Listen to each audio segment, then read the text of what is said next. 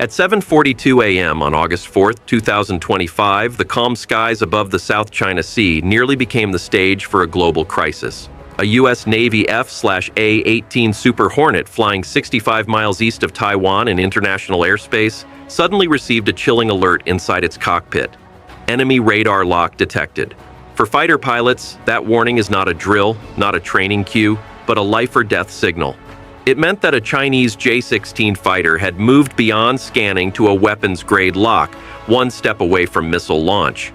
In a region already fraught with military tension, this encounter carried the potential to escalate from a tense standoff to the spark of something far larger. The encounter that almost changed everything. The American pilot reacted instantly, banking sharply left to break the line of sight and triggering magnesium flares that blazed across the sky, designed to confuse any heat-seeking missile that might already be on its way. Simultaneously, the jet's electronic countermeasures suite began flooding the electromagnetic spectrum with deceptive signals, attempting to distort or obscure the Hornet's true location. Despite these maneuvers, the radar lock held steady. The Chinese J-16 pressed closer, its presence menacing, its silence even more unsettling. There was no radio communication, no warning call, no attempt at de-escalation from the Chinese side.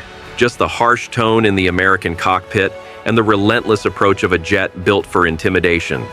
Yet unknown to the Chinese pilot, the Hornet he was targeting was not flying alone. Another Super Hornet had maneuvered into a hidden flanking position directly behind the J-16, prepared to respond immediately if hostilities erupted. At 7:43 a.m., just as quickly as it began, the lock disappeared. The J-16 abruptly banked toward Chinese-claimed airspace, leaving the Americans to continue their patrol. No shots were fired, but the silence left no doubt. This had been a deliberate test, not a misunderstanding. A pattern of pressure. This incident was not an isolated event, but part of a well-established pattern. Between 2014 and 2024, there were over 300 documented close encounters between Chinese and Western aircraft across the South China Sea. Some were routine intercepts conducted with professionalism. Many, however, displayed reckless aggression. In May 2023, a Chinese J-16 crossed within 20 feet of a US RC-135 surveillance plane, forcing the American crew to endure violent turbulence. Later that year, Canadian patrol aircraft faced 5 separate interceptions during a single mission, complete with flares fired across their nose and radar jamming that disrupted operations. Australian aircraft have also been targeted. In June 2022, a Chinese fighter dropped aluminum chaff into the flight path of an Australian P-8 Poseidon. The debris, meant to confuse radar, nearly crippled the Poseidon's engine and forced evasive action. Military experts describe these moves as gray zone aggression, deliberate provocations engineered to remain just below the threshold of open warfare. They are designed to pressure opponents, probe responses, and normalize risky behavior. Yet every one of these maneuvers carries the danger of miscalculation, where a single mistake could ignite a conflict neither side intended. Why radar locks are so dangerous? To understand the significance of what happened on August 4th, one must appreciate the gravity of a radar lock. Unlike a casual scan, a lock is an intentional focus on an aircraft's precise location, trajectory, and velocity. It is the final step before weapons release. The Chinese J-16's phased array radar, the Type 1473, is capable of simultaneously tracking multiple aircraft with pinpoint accuracy, leaving little margin for escape. Once locked, the pilot could launch long-range PL-12 or PL-15 missiles, which can strike targets from up to 200 kilometers away. At 40 nautical miles, a missile fired would close the distance in less than 70 seconds, traveling at more than 4 times the speed of sound.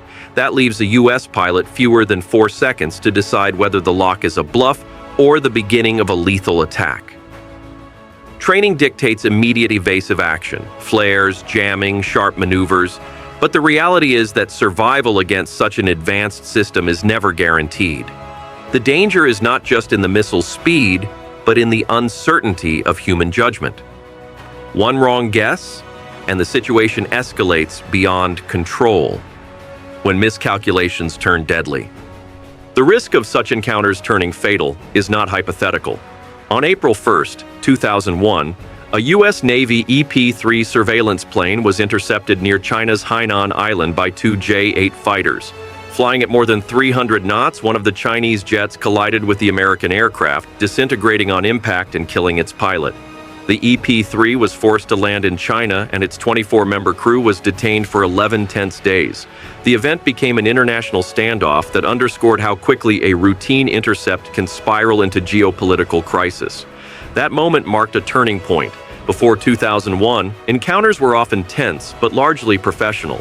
Afterward, Chinese behavior shifted toward increasingly aggressive tactics. Closer passes, riskier maneuvers, and the use of radar locks became more common, serving as a form of military messaging meant to test U.S. and Allied resolve. The August 2025 lock was not an aberration, but part of this evolving strategy. What if shots had been fired? Had the Chinese pilot chosen to fire that morning, the chain reaction would have been immediate and catastrophic. The first Hornet would have only seconds to evade an inbound missile. The second Hornet, hidden in a trailing position, would have been authorized to retaliate instantly under the rules of engagement, likely launching an AEM-120 AMRAAM within 45 seconds. Simultaneously, U.S. Navy ships in the area, including cruisers and destroyers, would have shifted to full combat readiness, activating radars, jamming systems, and preparing air defense intercepts. Chinese forces monitoring the skies would have responded in kind, scrambling additional aircraft and naval assets. Within minutes, the entire South China Sea could have become a live battlefield, dragging both Washington and Beijing into a crisis neither could easily de-escalate. The South China Sea. The South China Sea is one of the world's most contested and strategically vital regions. China claims nearly the entire area, including waters recognized under international law as belonging to Vietnam, the Philippines, Malaysia, Brunei, and open seas. In 2016, the Hague Tribunal rejected Beijing's sweeping claims, but China ignored the ruling, building artificial islands with runways, radar stations, and missile defenses, and enforcing its claims with aggressive patrols. Taiwan lies at the center of this struggle, just 100 miles from the Chinese mainland. Beijing views it as a breakaway province, while the United States treats Taiwan as a strategic partner, supplying arms and conducting patrols to assert freedom of navigation. The stakes are enormous. Over $3.4 trillion in trade flows through these waters each year, along with oil, shipping, and undersea cables. A conflict here would destabilize both U.S.-China relations and the global economy overnight. The structural danger? The greatest danger is the lack of safeguards. Unlike the Cold War, when the U.S. and Soviet Union had hotlines and protocols, the U.S. and China have no binding rules for intercepts or crisis management.